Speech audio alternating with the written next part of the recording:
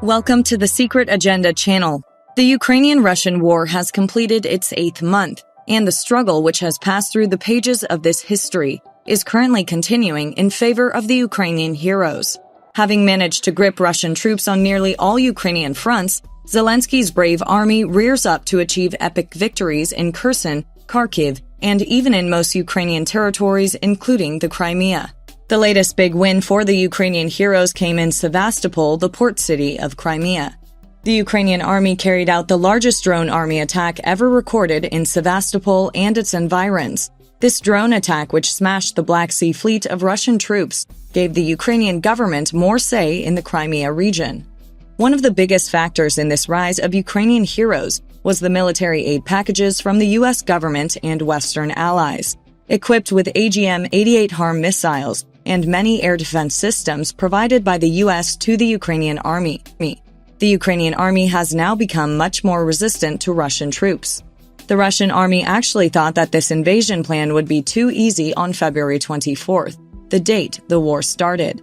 And even Vladimir Putin stated that it would take 2 hours to invade and win the Ukrainian capital, Kiev. But right now, the Russian army is virtually trapped on Ukrainian soil, and Putin's troops have begun to retreat rapidly from their military bases. Russian leader Vladimir Putin declared a mobilization decision in Russia to prevent this withdrawal process. The purpose of Putin's declaration of mobilization was both to reduce the impact of these aids to Ukraine and to replace the record losses of the Russian army so far.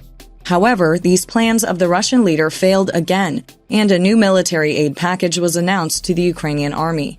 This military aid package, which all the states of the world followed with great care, came from the U.S. government.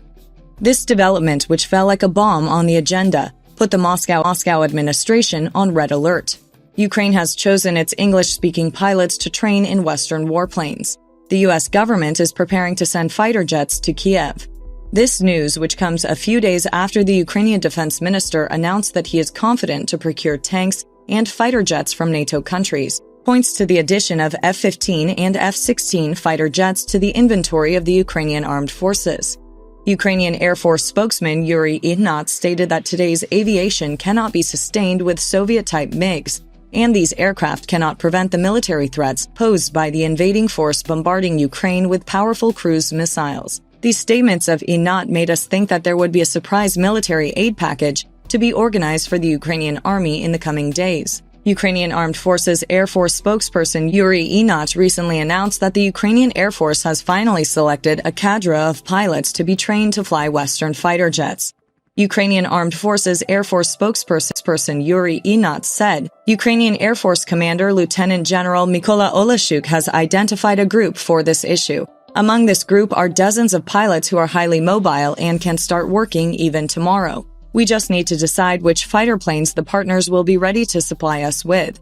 These aviators are young and promising, English-speaking people with combat experience. Ihnat's statement did not specify details about the warplanes, but it appears that Ukraine is optimistic about acquiring warplanes to fight Russia. President of Ukraine Zelensky said that the cost of victories in the sky is high. The F-15s and F-16s will help us in this. Zelensky's explanations also match with Ihnat's explanations. Therefore, it would not come as a surprise that the warplanes Western allies and the U.S. government are planning to supply to the Ukrainian army are the F-15 and F-16. After these statements, the Ukrainian pilots seem ready to set off for training as soon as possible. Currently, the Ukrainian army is fighting against the invading troops with warplanes, which are not very competent. In particular, the Ukrainian Air Force is fighting the Russian invaders heroically using inferior equipment than the enemy's aircraft. So the Ukrainian Air Force urgently needs modern equipment. In this regard, the president of Ukraine, Zelensky, said, the Ukrainian Air Force is fighting heroically against the significantly superior Russian Air Force. They do this by using older equipment that is inferior to the occupants' newer aircraft. Currently, our heroic army has lost at least 500 helicopters and planes, but the price of these victories will be high. President Zelensky also released a video in English via United 24 Media about the work of the Ukrainian military pilots, and specifically F-15 and F-16 aircraft, and what can help Ukraine gain an edge over Russian troops in the sky. If the Ukrainian army includes these warplanes in its inventory, the situation of the Russians in the Ukrainian airspace will be seriously endangered. And it seems that the URS pilots will no longer be able to carry out sorties and reconnaissance flights in the Ukrainian skies as before. Signs have emerged that this military aid to Ukraine heroes will continue. The U.S. government, along with its allies and partners, is working on the possibility of supplying Ukraine with air defense systems during major Russian missile strikes. U.S. Department of Defense spokesperson Brigadier General Patrick Ryder said, "In terms of air defense capabilities, this remains a priority for the U.S. government. The U.S. Department of Defense, together with our allies and partners, is working hard to provide the Ukrainian government with additional air defense capability." Ryder noted that the next shipment of NASAMS systems will be delivered to Ukraine very soon, and the Ukrainian side will announce this upon arrival. Ryder also stated that the United States will continue to look for other ways to strengthen the support for Ukraine. At the same time, according to Ryder, the Pentagon and U.S. Secretary of Defense Lloyd Austin continue to communicate personally with their allies and partners. The point of these negotiations is to determine what other defensive capabilities can be found in their stock and self-defense, Ryder said. After these striking words of Ryder, the U.S. government made statements in support of him. The U.S. government announced that it will hand over 8 NASAMS air defense systems to Ukraine, and 2 of these 8 NASAMS systems will be delivered to the Ukrainian army in a very short time. This news, following Ryder's statements, made it clear that 8 NASAMS will be added to the Ukrainian army. In addition, the military support provided by the U.S. government to Ukraine will not be limited to these.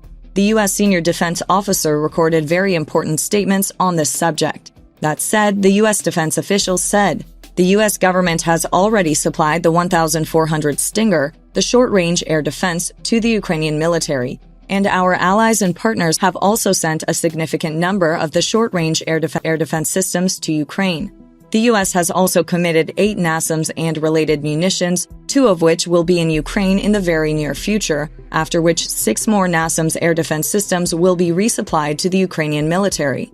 In addition, we have committed to sending a number of counter-drone systems to the Ukrainian army, including the Vampire system and other radar systems, as we know that the UAS threat is also a serious problem at the moment." This U.S. defense official also noted that the U.S. helped support Slovakia's donation of an S-300 system to the Ukrainian military early in the war.